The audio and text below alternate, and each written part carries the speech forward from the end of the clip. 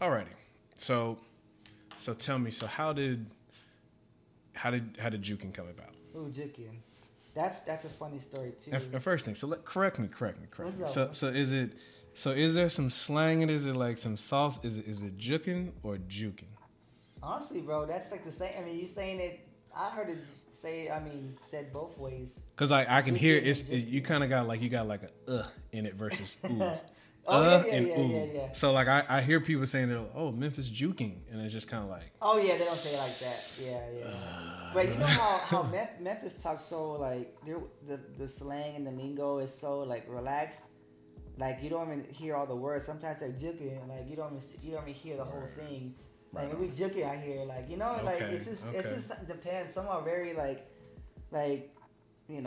distinct with it, and some are just very relaxed with it. But is that connected to juking and jiving? No, I don't know. I can ask Rico that. Yeah, because that's old. That's old Southern. Juking and jiving. I mean, it's a Southern. There's both. That's a good question. Cultural awareness. See, cultural awareness. I gotta ask Rico. That's a good question. Yeah, bro. Definitely. He'll know something about that.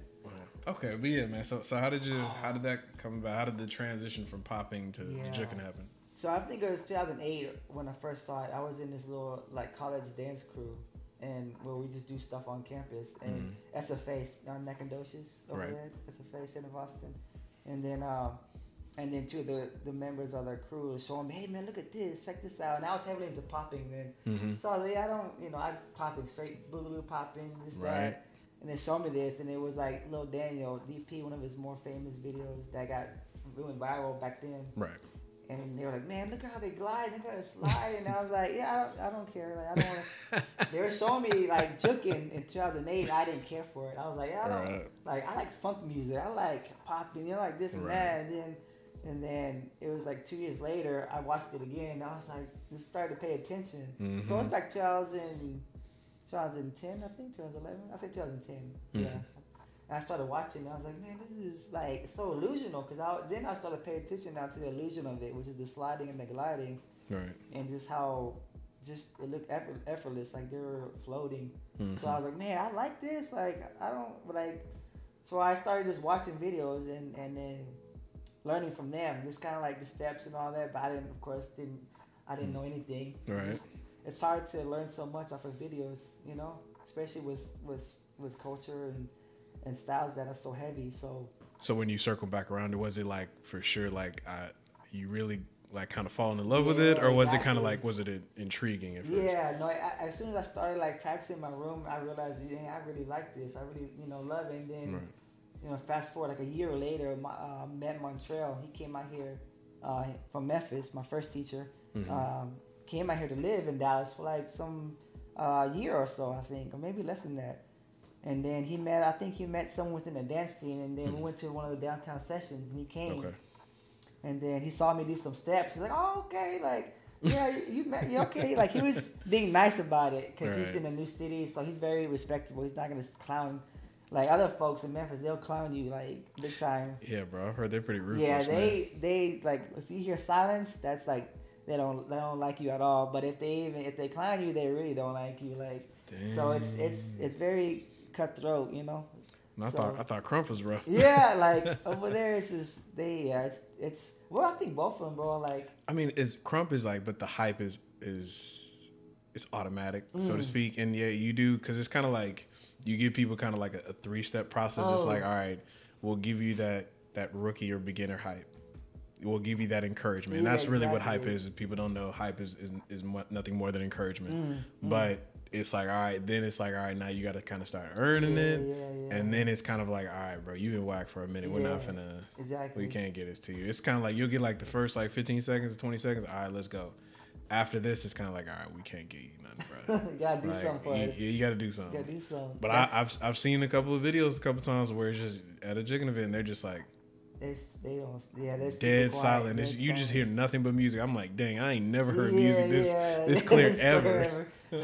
And it can go different ways. It can sometimes it can be like a lot of folks, they just don't like a certain person, so they won't show love, or they're really love a certain person, so they really be exaggerated with their praise. And then sometimes if you're out of town, some guy, you know, they never seen before, they're definitely gonna just sit there and watch you and wait until you actually do something like they feel.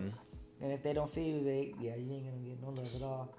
So Montreal, when he first saw me, he was doing the encouragement. He was like, okay, yeah, well, you don't have it yet. He was like, well, let's work on like, and he was like, I'm from Memphis. When he told me he was from Memphis, I was like, oh man, like I met someone like who really does this. So I went under him and just learned everything from him as far as like what is this style? I like it. I like the illusion, I like it. And yeah, and then I started going over, you know, when he moved back to Memphis, like I started going to his house, started taking buses out there before I had a car. And then damn, that's commitment, bro. I don't ever want to hear y'all complain about nothing, man. That's commitment. Like I don't know how many times I took buses, at least 3 times until I got a car. And then he introduced me to Rico, and then I started driving out there a lot, and learning from him, both of them, and you know, going to all the events and meeting folks, and like, and then the aspect of giving, like I started learning about that because, you know, I'm Latino. I'm not, you know, I'm the only light skinned person in there, you know. Right. I'm in a room and I'm the outcast. Basically, I'm definitely out of town. Right. Because there's Latino and people in Memphis, but not like it's very small.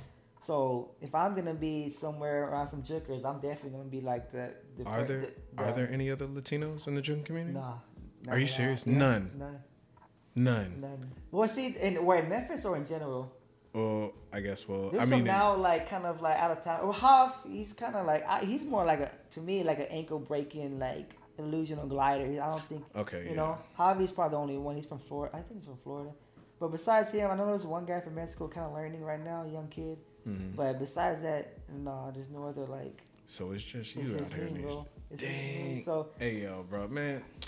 Hey yo, bro, clap that up, bro. That's real dedication. That's you want to talk about like a weird type of like pressure and just like expectation is literally being in a different culture that is, I guess that's just not native to you. Yeah. And then bro, I couldn't imagine walking into Russia and being like, hey, teach me your traditional dances. I know, right? It's very. Of course, you go through those periods of discouragement when I go out there. Obviously, I'm not really. There's so much I need to learn, but I think Memphis taught me so much about giving, you know, because Montreal was so giving, you know, for me out there. Like, yeah, come out here, I'll take you around Memphis. I'll show you this, show you that. Like, he was taking me everywhere to the clubs. Like, this is what this is the history over here. He's taking me here. And then I met Rico, and he continued with that kind of giving, like. So I was like, man, I need to give back. So I remember like meeting up with Tarek. He's like an OG too out there, and I remember cleaning out his garage. So I was like, yeah, let me do something. Let me like be a service out here. Like I don't want to just be like someone who just teach me like. Right.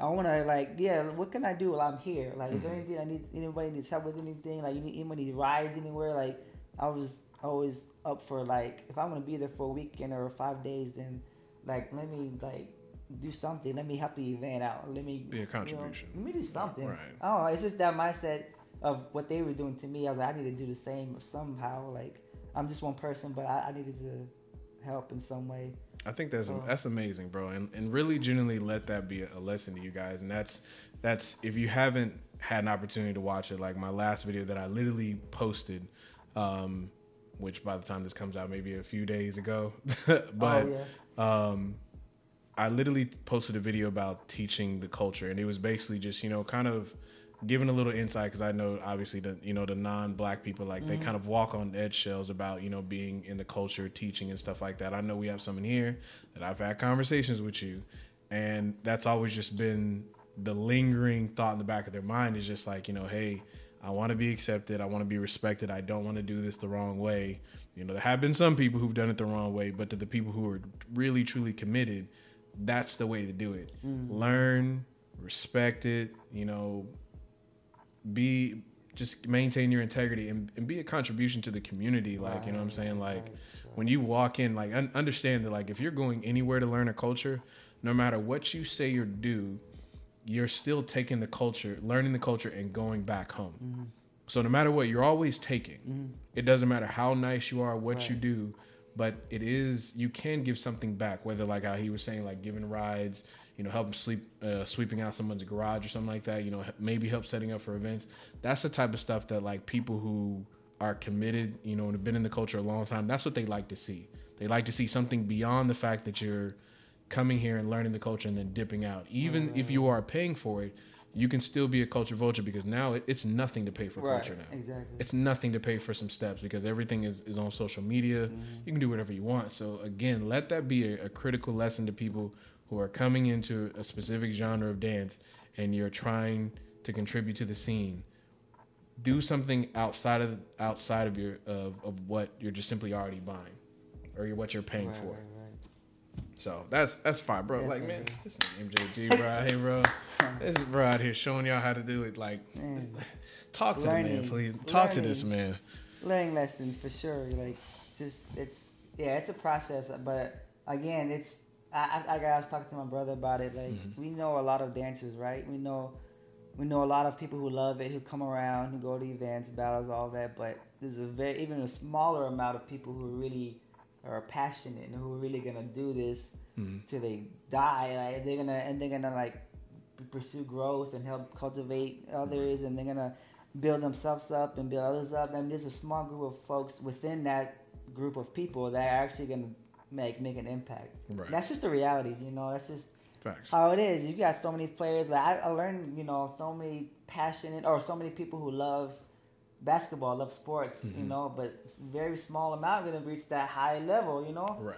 But artists only like 5% of so low, right? get into the NBA, and even then still you're not like, it's even less of like people that are on like Steph Curry, LeBron James level.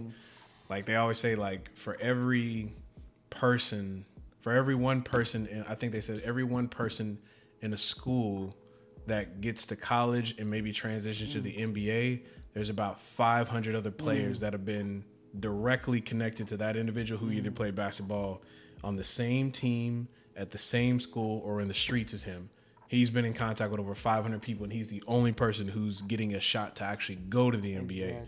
Doesn't guarantee that he's going to be a star or anything like that. So, like, bro, that, man. It's such a, small amount, and that shows through, like, in time reveals it, how there's a lot of people who do waste their time in 5-10 years doing something because it's comfortable, or because their friends do it, or because they're too scared to find, something else. This is something, so it's, and I'm not saying like, don't like quit dancing if you're not passionate about it, but there's serious folks within this community, I can tell, that really love this, that really eat, sleep, and breathe it. They're passionate. They really will go tooth and nail with anyone just to help grow it and do what it takes, And there's other folks who just want to come around and dance, and that's cool too. But there's this, we gotta be clear about the separation. Don't put yourself in that category if you're not in it. Like stay in the fun, having fun, just vibing.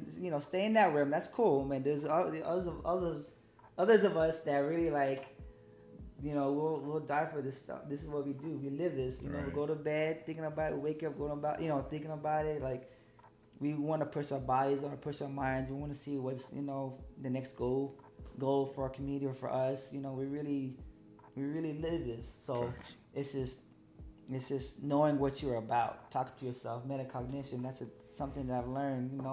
Talking to yourself, asking yourself the hard questions. Do I really, I do that a lot. Yeah. I do that a lot. Like, people think you're crazy when you sit there and like, because I'll have days where like, Britt will get pissed off but I'll have days where it's just like complete silence, like for 24 hours. And it's like the only conversation between us is stuff that we need to talk about. But it's just like, I'm walking around the house just and I'll meditate as well. Yeah, like I'll sit out and just do nothing for time periods at a time. Right. So that's, That's an important thing right there, bro. JG, bro. No, that's an important thing, bro. A lot of folks don't do that, It kind of either in limbo or they're just being very, I guess, comfortable where they at, and it shows like everyone has something they're great at, and if it's not dance or if it's not a particular realm, then find that. Like definitely find it, no matter what, because you wanna definitely find that. Right. That one thing that you just ache about it, You just want to do it. You need to do it. You need to grow in it. You need to find your full potential in it. You need to, you need to see the end. What's the end look like, But if it's not where you're at right now, then it's like you're wasting time almost. You know, wasting time, money, resources. It's tough. Dang, I couldn't imagine where I'd be without dance. Yeah, man. I'm telling you. Yeah. That's crazy because I was it's, the last thing that I was passionate about before dance was ROTC. I was gonna go to the Air Force. That's what I was aiming for. Wow. So I'm Yeah. glad that didn't happen. I mean, don't get me wrong. Like, I mean, I definitely could be in a different position because I was I did play football in high school. Oh, nice. And I had to sit out my freshman year because my grades were bad. And they said, like, if I get them back up and get them together, then of course you can get back in it, but you just have to have a good year. But I remember just making that transition to ROTC, and ironically, like, well, I won't say ironically, but just like the ROTC was just all black people. Yeah. Like there were like very few sprinkles of like Latino and white people, yeah. and like even less as far as Asian. Right. And they created a step team. Wow. And so like I already liked dance. Because I knew Freedom and Illa Red, and I created this crew called Lost Episode. Nice. So that's what we were in high school. You went to school? All school? Yeah. Oh, wow. I grew up with Freedom, Illa Red, Shads, Snarf. I don't know if you remember. Do you remember Oreo? Oreo? Oh no. No. Dang. Well, see, that's Oreo. Yeah. Another person. Right, and then Figment was around a lot as well. We definitely knew him, but I definitely think that he definitely came afterward. And there was this other guy who was into like Liquid and stuff like that. Oh so, wow. That's yeah, crazy. Man. Lost episode. That was last episode? Yeah, man.